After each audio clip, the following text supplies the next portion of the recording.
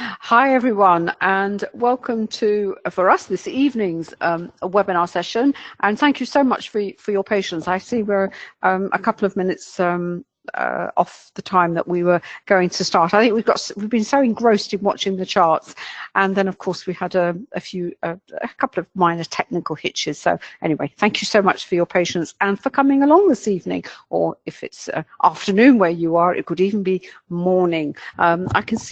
I know you can see my screen because I'm looking over at David's, and you should be able to see my disclaimer.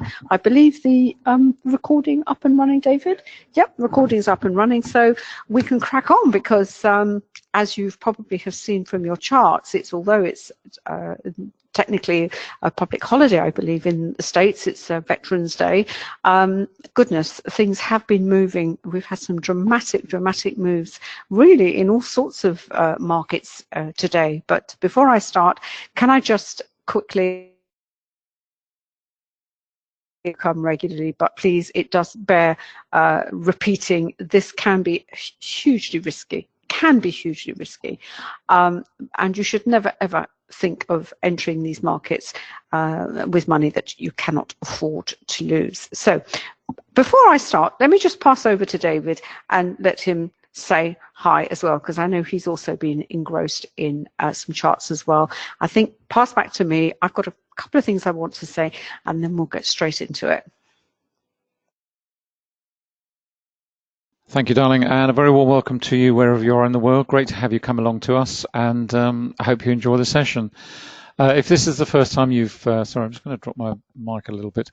If this is the first time you've come along, we run it as a two-hander, but primarily focus on the NinjaTrader platform. Anna's got hers up as well, but I think she's also got MT5 also, which you may or may not know is a great multi-asset platform to get started on, certainly to dip a toe into the water of indices and futures in general. And then if you find that's a market that you enjoy trading, and indeed stocks also, and then maybe to move across to something like NinjaTrader or maybe TradeStation. We're also developing for TradeStation next year, which is gives you access to the full futures accounts for trading indices and commodities, and also stocks, of course, in the cash market.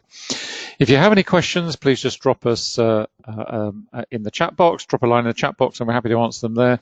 If they're longer questions, we will answer them on air. Sorry if I'm a bit distracted. I'm eyeballing about 6 charts here, which are absolutely falling out of bed, which is fantastic.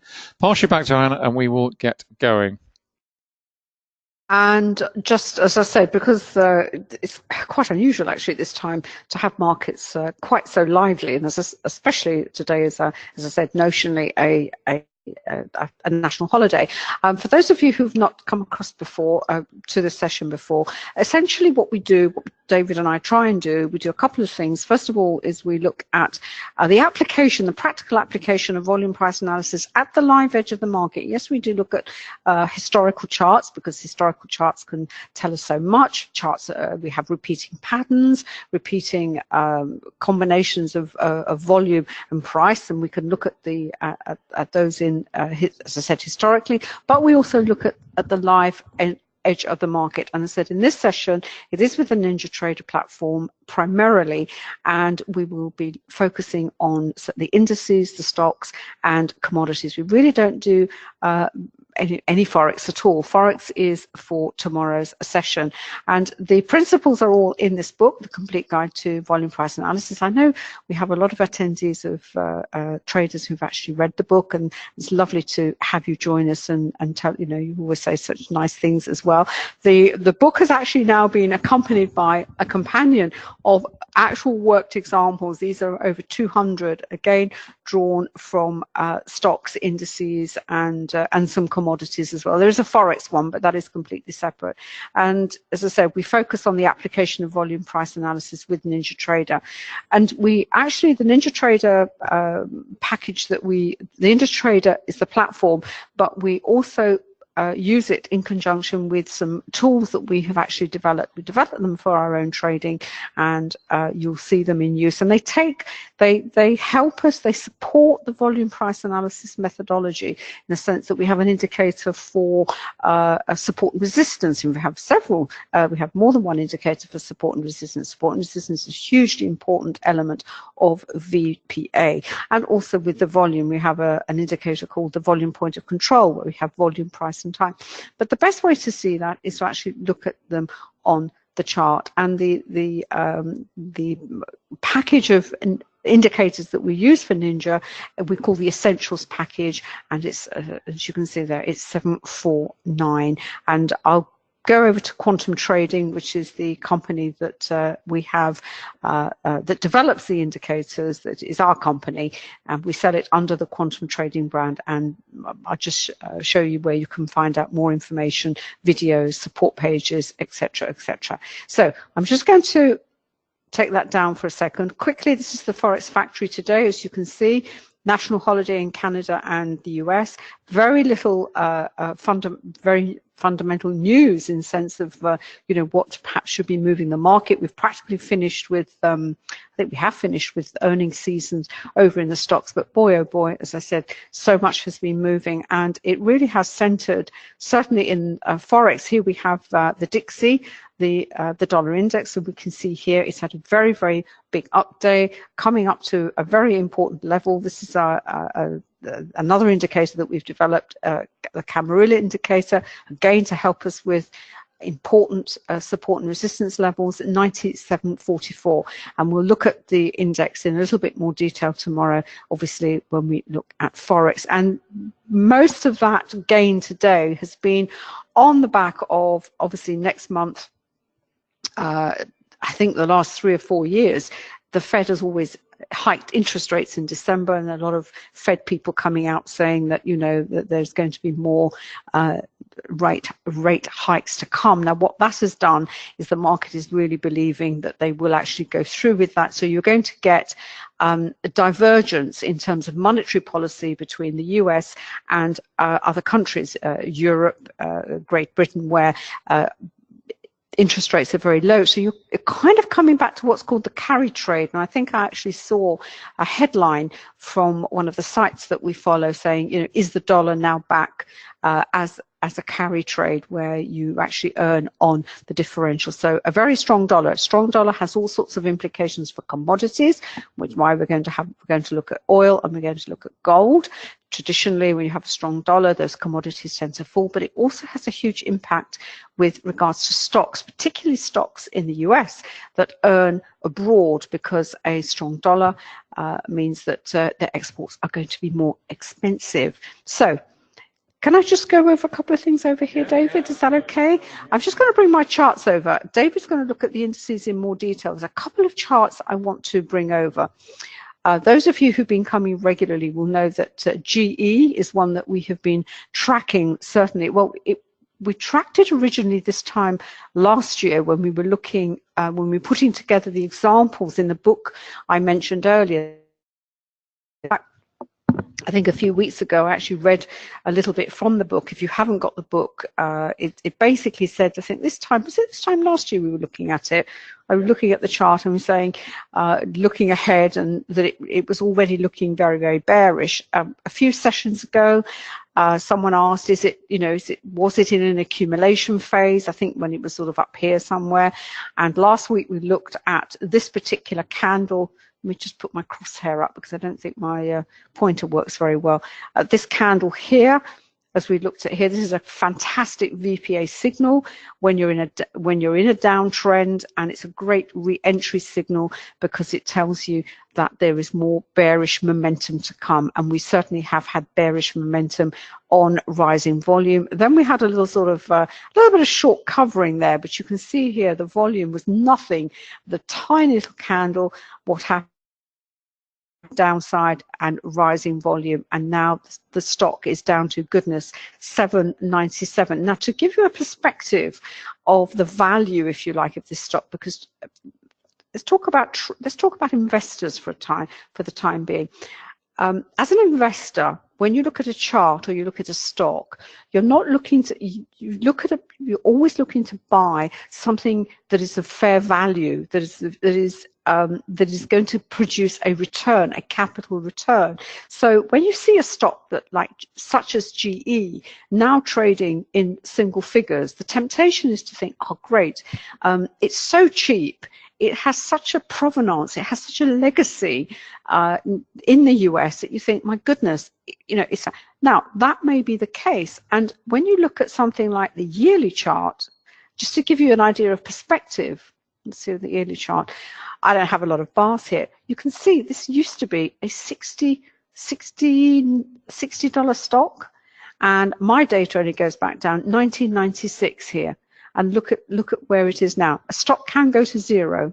So as an investor, you would be thinking, the temptation as an investor, oh my goodness, this used to be a $60 stock. I'm sure it's going to be a $60 stock one day. It's got all this history behind it, its legacy.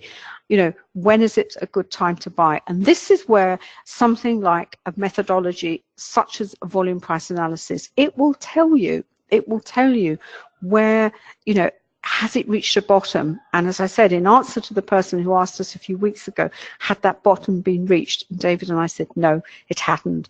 There was more downside to come. But as I said, but be aware, it can go to zero, but we have to see some significant stopping volume coming in, and we have to see, and then we have to see a period of accumulation, and that period of accumulation could go on for some considerable time. So that's what I wanted to show you on that. Then I wanted to highlight, well, how do you go and find a stock? Because as a trader or an investor, you have very different priorities for what you're looking for, and obviously to sort of scan for stocks. And we've pulled up this site before, which is Finviz, and I've done something slightly different with Finviz today.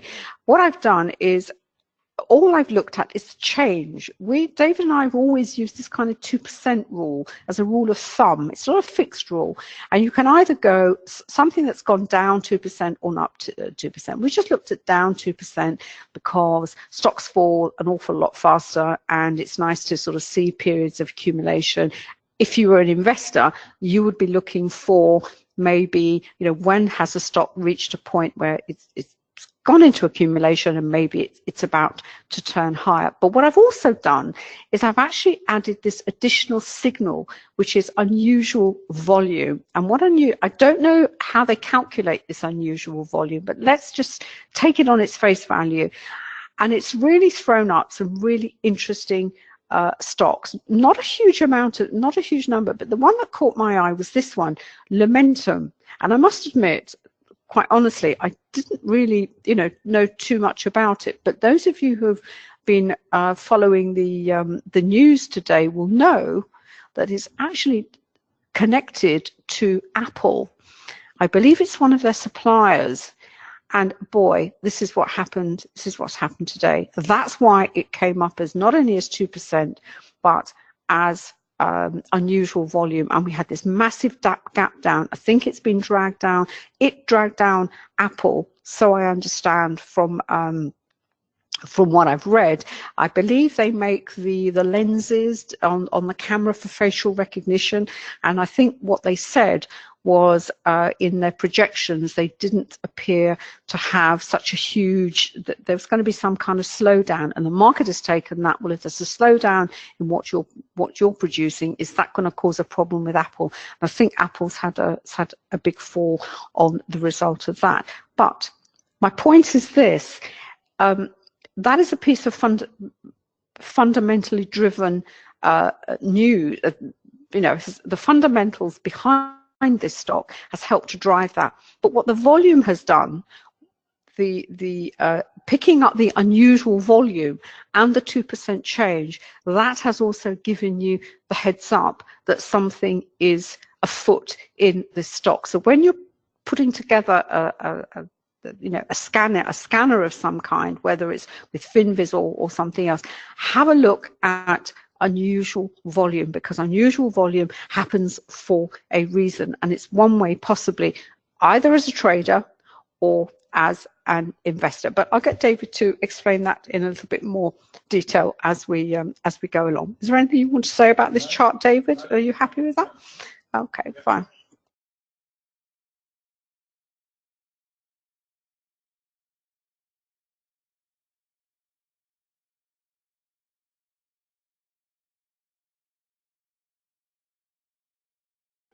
Just to finish off what Anna was saying there, the chart for this particular stock was in congestion for an awful long time. We had the rally higher. The issue that we all have to deal with as volume traders particularly is that when you get such a dramatic fall as this, and you can see the extent of the volume, I mean, it's absolutely colossal, the selling pressure that is coming into that particular stock. What it also does, obviously, it does compress everything that has gone before, and it can make you think that what has gone before is perhaps not representative, or that the volume is not very demonstrable. And of course, you have to remember it is always going to be distorted by such extreme volume. What will be interesting now over the next, certainly the way I would look at this over the next few days and possibly weeks, is you've got this tremendous selling which has not only gapped it down from 57 odd down to 44, and then we've gone down to 37. It's always what happens thereafter, because rest assured, there will be a lot of people looking at this particular stock, exactly as Anna said, in the stock market, where investors are always looking for good opportunities to buy. They're always looking for stocks which appear cheap, stocks which have been meteoric and are now perhaps languishing somewhere or fallen very sharply. They're always looking to get in. And that's fine as long as you apply a VPA analysis. The problem is that most traders and investors don't. What they buy is on instinct, and they buy it on emotion, that this stock was expensive. Now it's not very expensive. One day it will be expensive again. Therefore, that's my rationale for buying. I'm afraid it's totally flawed. What you will see on a stock like this is you will see the reverberations of this carry on over the next few days and weeks. You may well see a lot of buying coming into that market. If the market makers are stepping in to buy this stock at that particular price, I doubt very much it'll rally back straight away. But what you're more likely to see is a period of consolidation followed by some sort of recovery, because this is a knee-jerk reaction. And it's an ideal opportunity for the market makers to slam that stock price down, buy in massive volume, accumulate, and then take it back higher. And that's primarily the reason that gaps get filled. Gaps get filled for the simple reason that it is an opportunity for the market makers either to gap up or to gap down, and then to fill that gap to promptly reverse the price action and take the market back in the other direction. It's classical volume price analysis. And if you understand VPA and you can watch what the insiders are doing and understand and interpret what they're doing and when they're buying in the market, then it's a very simple process of buying with them or selling with them. This is just a nice example. And it's so easy when you get gap downs and gap ups to think, terrific, you know, this market is going to carry on in the same direction. It may well do, but I tell you, volume will tell you exactly what is going to happen next. And it's just an interesting, so we'll keep an eye on this one, pick it up next week and see exactly what's happened. But what I'm expecting to happen is what often happens in these occasions is the market will then oscillate within a relatively narrow range. There may be further moves tomorrow, next day, whatever. But then you'll see some buying come in, you'll see minor rallies, you'll see congestion building, and then possibly a reversal back higher in due course. Just going to pass back to Anna. And just to finish up on individual stocks, one of the things that David and I have been discussing, and I think I've mentioned it before, and that is as an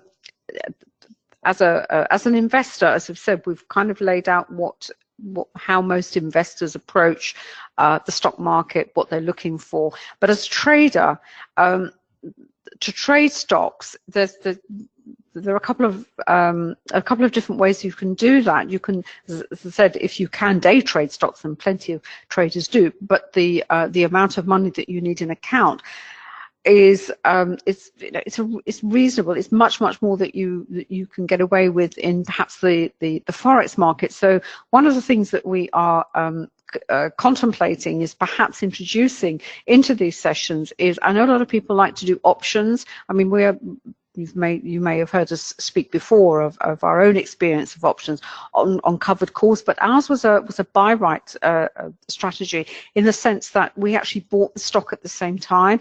And so what we're going to be looking at is, well, if you're going to trade stocks, but maybe from the perspective of options, not to buy the stock, it does involve either buying or selling, buying puts and calls, but actually looking for stocks for different types of option strategies. And I think that's something we're going to talk about, maybe think about, David. Maybe look at it from that perspective and say, yeah, okay, is this a potential for maybe a covered call? Is this a potential for this? But anyway, that's for the future. Funnily enough, this particular stock, we would have said, would be great for a covered call, for the simple reason that it's in congestion with a kind of mildly bullish tone. So anyone who was owned the stocks and was writing a call on them, I think they'd be quids in. They certainly would have kept their premium this time around. Anyway, let me just pass over to David. As I said, we've been looking at other markets. So let me just transfer over to him.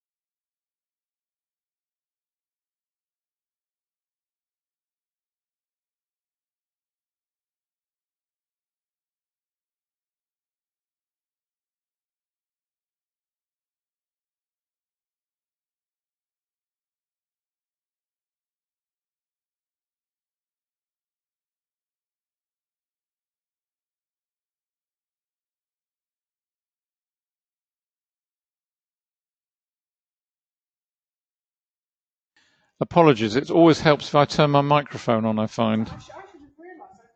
Sorry, Anna was listening quite happily, but there we are. Very quickly, I just wanted to recap on what I was saying on options. Options have this array of risks, so they can be very low risk, very high risk. You define that. So if you want very low risk, for example, you go in and you buy an option on a stock. It doesn't cost a great deal of money. You're still trading the stock effectively, and you also know what your risk is. You know what your maximum loss potentially is, which is the cost of the premium. The other nice thing, as I was saying, with options is that if you want to short stocks, it's very easy. I'm not saying it's difficult, but if you're trading through an account, then your broker will borrow the stock. It's a little bit more of a complicated process. But if you want to short a stock using options, it's very straightforward because you've got puts, and you can buy puts to, and of course you can buy and sell puts, and you can buy and sell calls.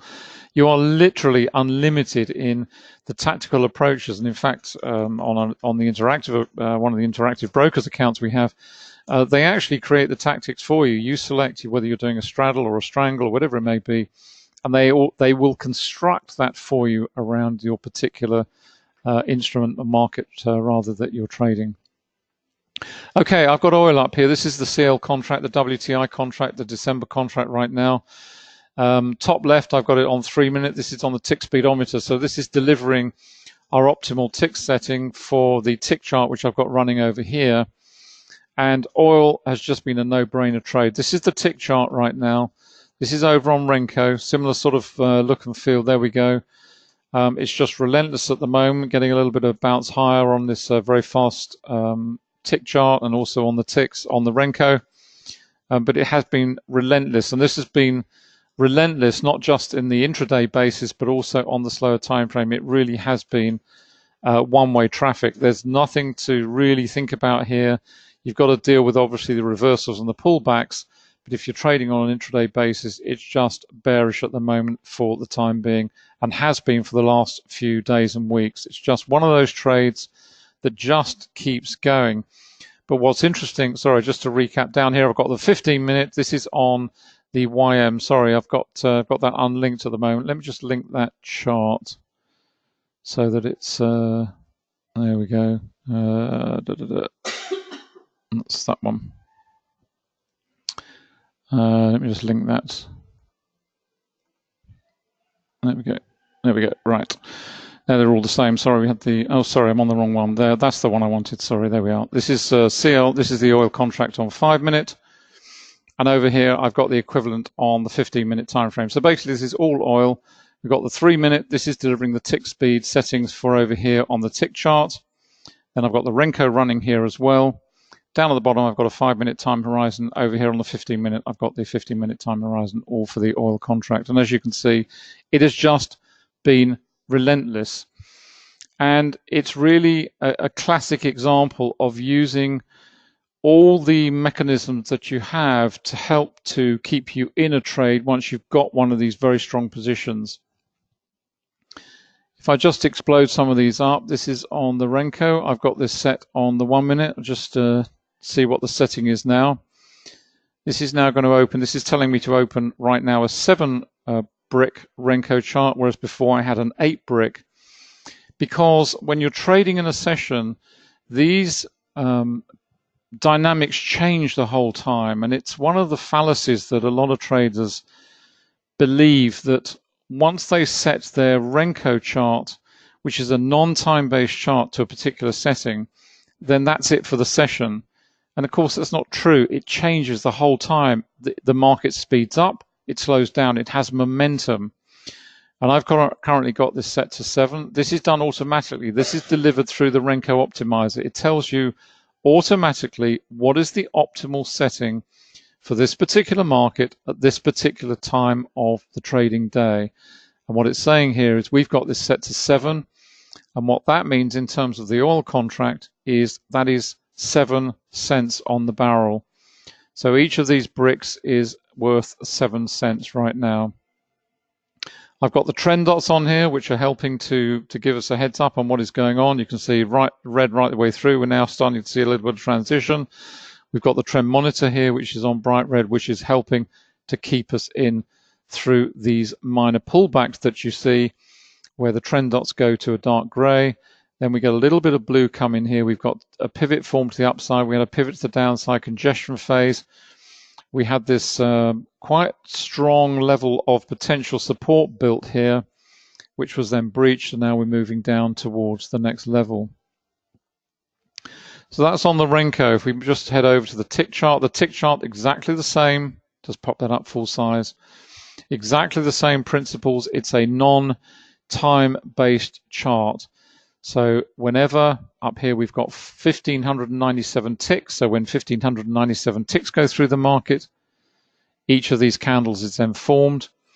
If that takes a millisecond or a nanosecond or a full second or 5 seconds or 10 seconds, whatever it is, it doesn't matter, because time is not the metric that's used on a tick chart. It is the fact that the metric set by the tick speed that you've got here, which is 1597. And you might say, well, that's awfully interesting, but you know, what's the difference? The difference is that on a tick chart and a Renko chart, you see momentum. You see speed, in other words. You see the market speeding up and slowing down.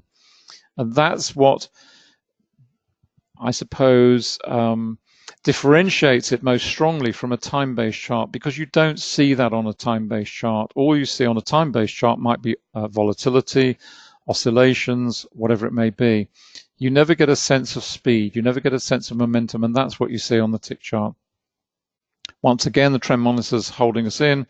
I've made these a little bit bigger, the trend dots here, so a little bit easier to see. Again, you can see we're flattening out here. This is the volume price histogram associated with the volume point of control.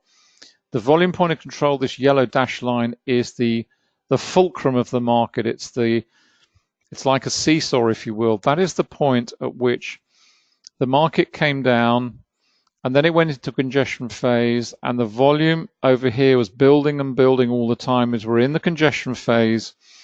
At this point, around the $60 per barrel region, for this period of time, which was roughly from, where are we, 1821, so about an hour or so, the price action was in agreement. So the market participants for oil, there was no strong bullish or bearish sentiment at that point. So the market oscillates around, the volume point of control builds. That is the fulcrum of the market at that point. And then once bearish or bullish sentiment takes hold, it will break away from that phase of price action and that the highest volume concentration, which is always at the VPOC, which is the yellow line here, and then to start to break away. As it starts to break away, you then bring in the other constituent elements of volume price analysis, particularly support and resistance, which is these blue and red lines.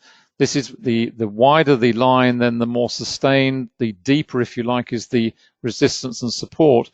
And they are based on price action, because what you're looking at here is support and resistance through two perspectives. You're looking at it through the simple price perspective, which is probably the traditional one, if you like, where price action tests, retests, and builds those platforms of support and resistance, the ceilings and the floors, if you like. What the volume point of control does through the histogram here is it basically looks at support and resistance through the prism of time, because up the right-hand side of the chart, what you're really looking at is where you've got concentrations of volume up and down the price chart. The heaviest concentration is at the volume point of control itself. That's where you've got your pivotal price action. But as it breaks away, what you then approach are these areas where you've got low concentrations of volume.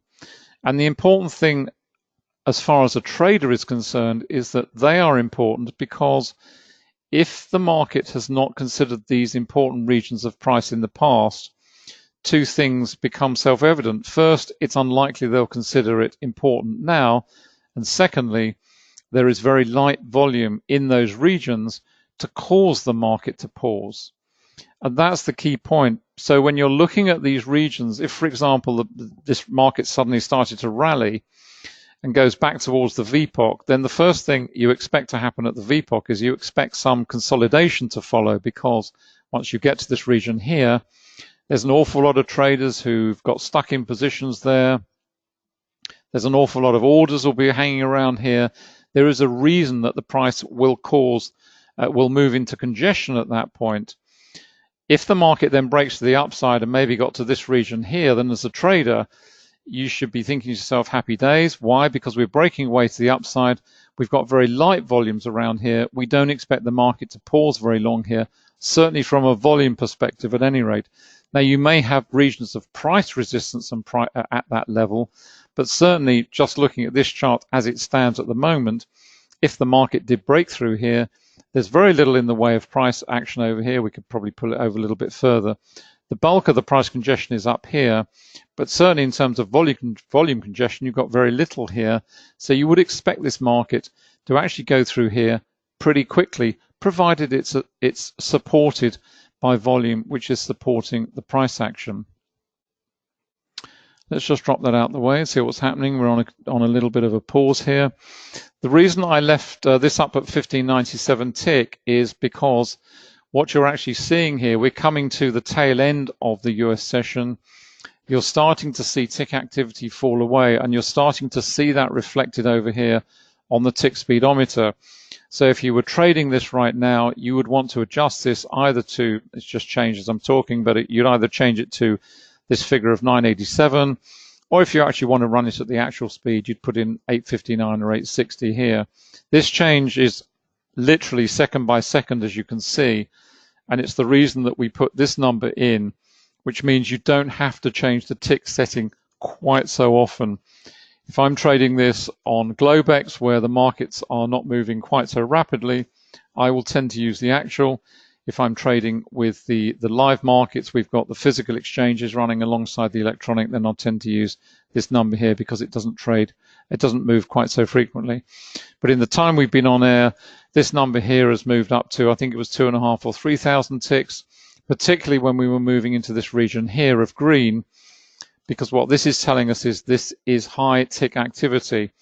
And what this flags up is really the big pickup in volume. I mean, it stands there like a telegraph pole. It's clear to all and sundry that, you know, the volume under here is high, the tick activity is high, it spikes up, it goes green, and then we move to orange, which is the regular speed, and then we're into red, which is our, if you like, our sluggish speed. We call it slow speed, but it's slow. The market is in congestion.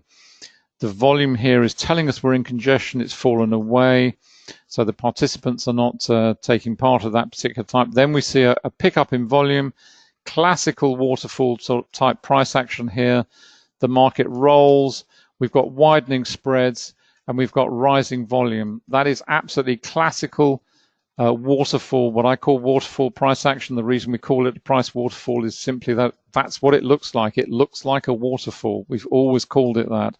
It's very descriptive.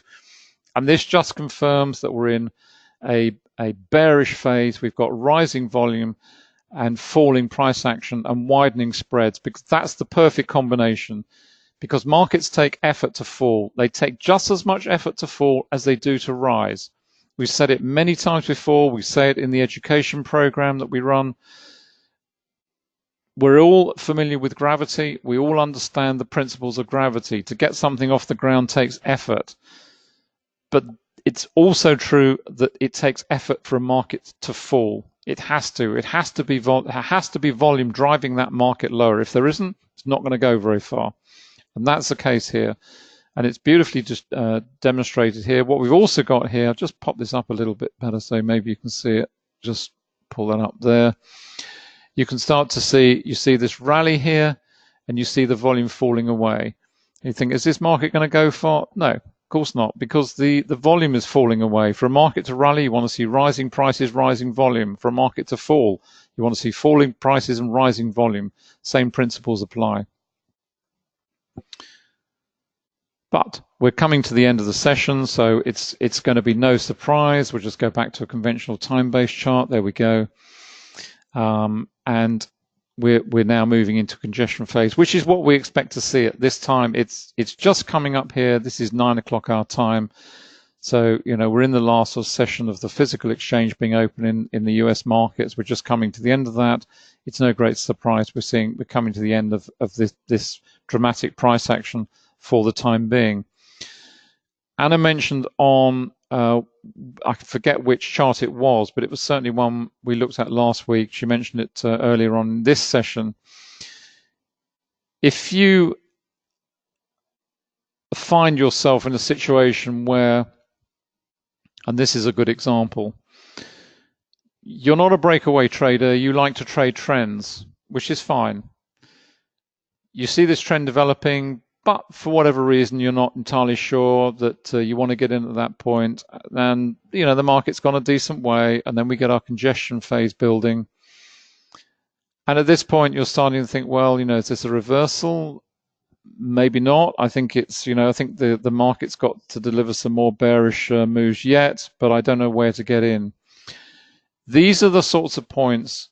These are absolutely manna from heaven. These are just nuggets of gold if you're looking to get into a bearish trend that has started to establish. This is classic. You've got a congestion phase. You've got a breakaway from a volume point of control, which is up here. You've got platforms here building. You've got platform here. You've got a ceiling of resistance building here. And then you get this ton of volume coming in with an effort to rally, deep wick to the other side, upside, and then the body closes with a deep body below it and a ton of volume beneath that. That is a classic point to either enter the trend, or alternatively, you may have got in earlier up here and you may have been, say, frightened out, but you may have decided to remove perhaps some or all of a position from the market. The market's starting to reverse a little bit. You're not entirely sure whether this is actually going to continue lower. You're looking at the volume here. Once again, you can see, what have we got? If I was looking at this, I've got rising price and falling volume. I wouldn't be too bothered about it going very far on that sort of volume. But you may have been concerned and you think, I'm actually going to close out and take my profit off the table. Or alternatively, you might have scaled out. You might have taken some of a position off and left part of a position to run, which is equally fine as well. We then come to this candle and you decide to get in again on this particular candle. It's what we referred to last week. The analogy I always use for these candles is of a water-filled balloon. If you imagine filling a balloon with water, it gets ever heavier. The weight of the water inside the balloon stretches it until it gets to a stage where it actually explodes. And that is what happens with these moves. The volume just tells you all you need to know. And then crash, bang, wallop, off we go down to the next stage. Now we're moving into the congestion. I cannot tell you how strong these signals are. They are immensely powerful in the downtrend. They're always the ones to look for. The other ones to look for also is when you get these congestion phases, and you'll get it at the end of congestion phases. So you might get this one up here, for example, big effort to rally, lots of volume underneath, clearly weakness coming, and it rolls and goes off down to the next phase. And of course, all of that is supported by the trend monitor, which has just held you in throughout. And even through this phase here where you had the minor rally, then the trend monitor, it transitioned, it went to a darker red, didn't do anything more than that, and then it's gone back into bright red again. And the trend line here, which is part and parcel of the trend monitor, is actually two indicators in one. That's also kept you in as well and remained below this midpoint of, if you like, the fulcrum of bullish and bearish, if you will, putting it crudely. But that is what that does. So it's just keeping you in there as well. And it tells you the extent of any trend that's developing thereafter. Just pull that up. That's the midpoint there. And really over here as well, it's just flip-flopping around in there. Hasn't done a great deal. It's continuing on lower. Just a great chart. And of course, that's just one chart. And when you're trading, you're using multiple time frames. You're always using multiple time frames. And in a way, it just reinforces what I said, because what you see on the 5-minute with that water-filled balloon candle, you didn't see on the 15-minute. Now, on the 15-minute chart, you would be seeing other things that give you other signals, but you didn't see that one. And that's another reason, it's another powerful reason for using multiple time frames to help you in your trading.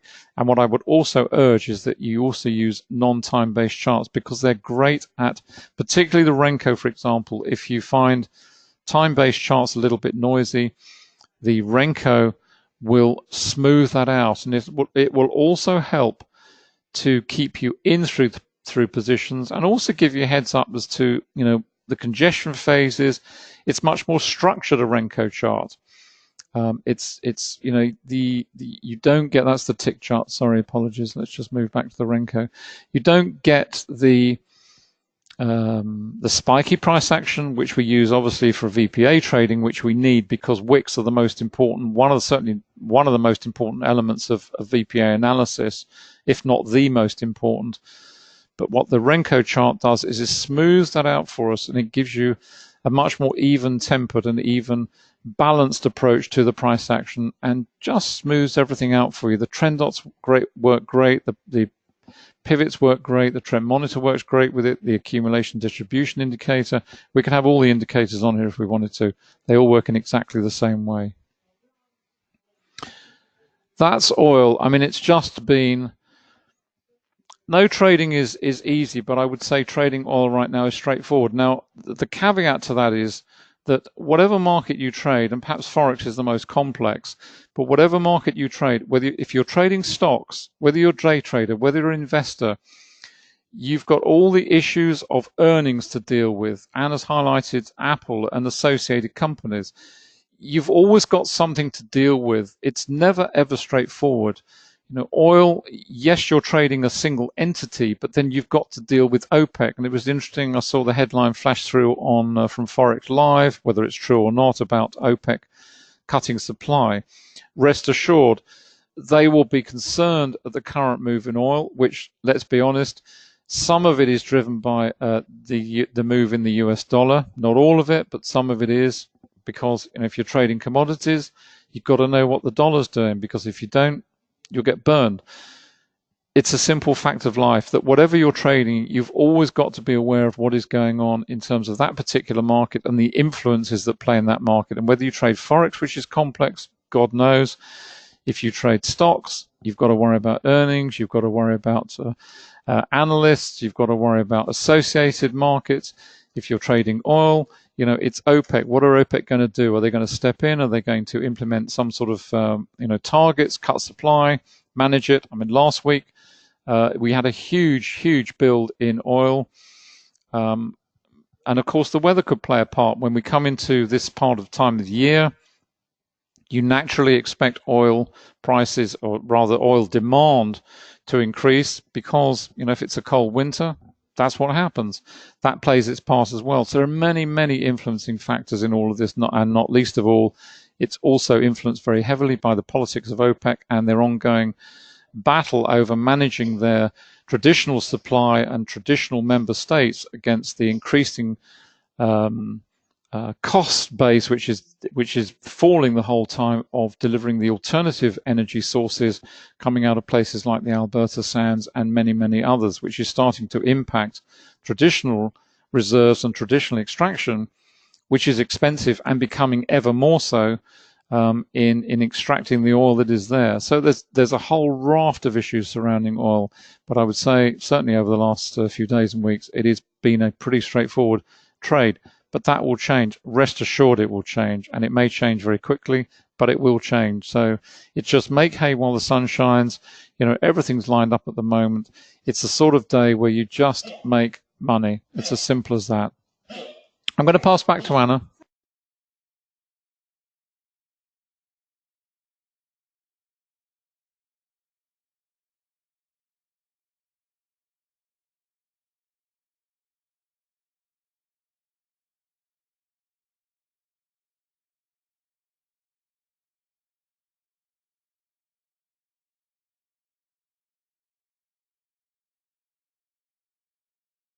And I've just got the gold chart up. I've actually got the weekly chart of gold, because it's been quite interesting. What we also have to be aware of with gold, as I said, it's the strength of the US dollar. But then all commodities are going to be affected when the dollar is either weakening or strengthening. Sometimes it doesn't. When the time to really be frightened is when gold is going up and the dollar is going up simultaneously, as we have seen that in the past, and then we really know that there is a financial Armageddon on the horizon. But I just wanted to show you the YM. Actually, I don't know whether David had it. This is today's candle.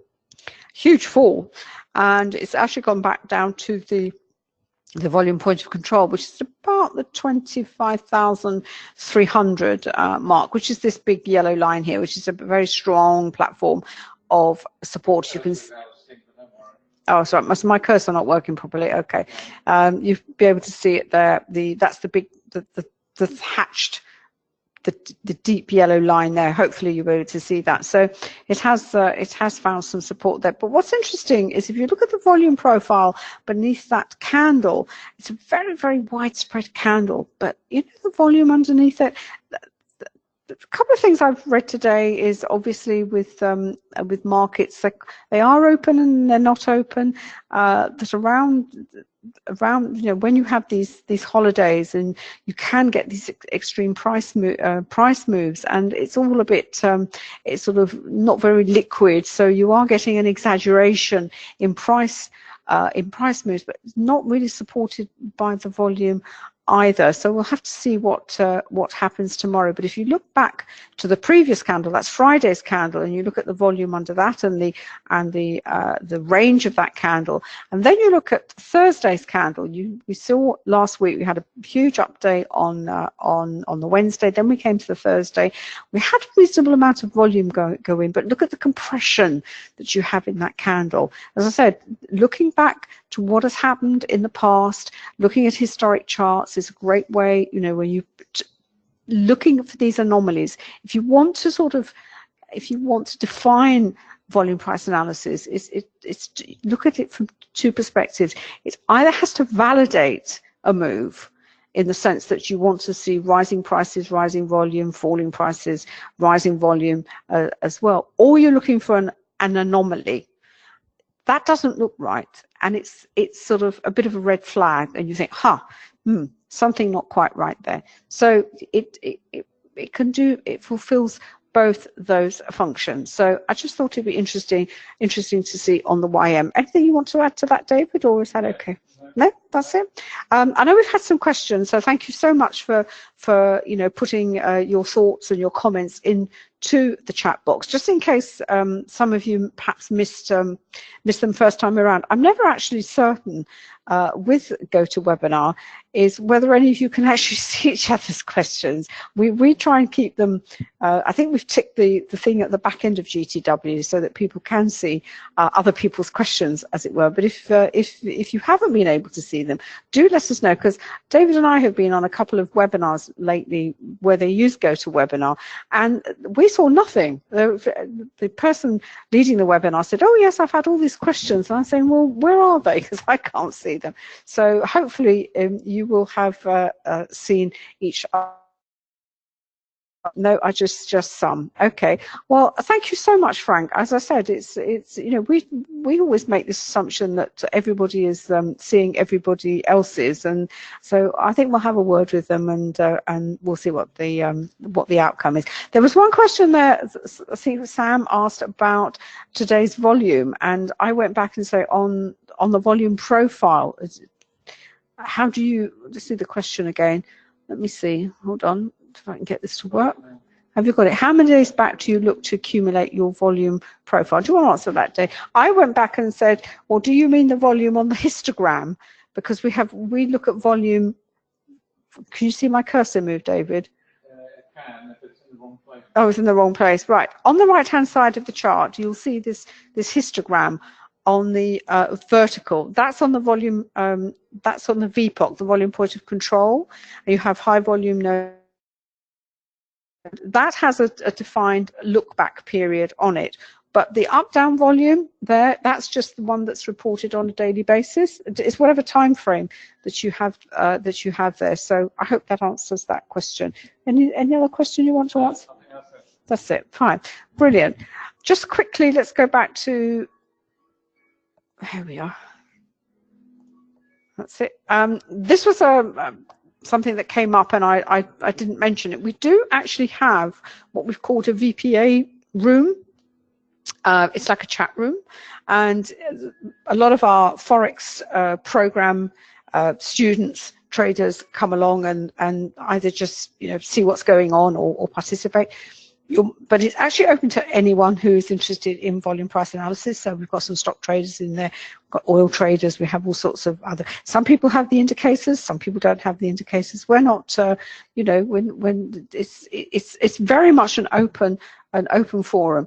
But if you do want to come along, all you have to do is you do have to send me an email. That's anna@annacooling.com. So if you do want to, you're interested in coming along, do, as I said, just drop me an email. And as I said earlier, this is some of the tools that we've been using today. Those are from NinjaTrader, and you'll find those at quantumtrading.com under the NinjaTrader tab. And as I said, the actual package that we use are those listed as you can see on the screen. They come in at about $1,400, but it actually reduced down to $749. And you can buy them individually or as bundles. We have various bundle combinations. But if you do buy the package, the one big advantage you get is that whenever we develop a new one, the latest one was the Renko optimizer, it's automatically added to your package, so you don't have to pay us any more money.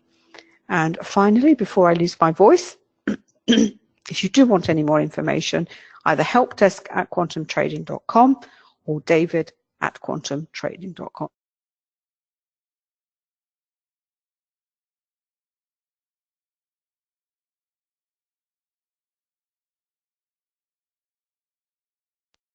Sorry, I'm glad I turned myself off. I've had one of these awful colds where you have a cough, and if it catches you, you really don't want to hear me cough.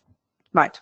If you have any more questions, david@quantumtrading.com, or you can drop me a line, anna@annacooling.com. Is there anything else you want to say, love, or is that it? That's perfect. Thank you. Just remains for me to say thank you so much for coming along this evening. It's lovely to have had you join us. I hope you've enjoyed what we've covered, and you've perhaps learned something that you may not have known before. We're back next Monday, I think. Is it next Monday? Yeah. Back tomorrow. Oh, we're back tomorrow, tomorrow morning. I know some of you come along to that, but for this for the session, for the stocks and commodities session, we're back next Monday. So if we don't catch you tomorrow, we'll catch you next time. Take care, everyone. Thank you.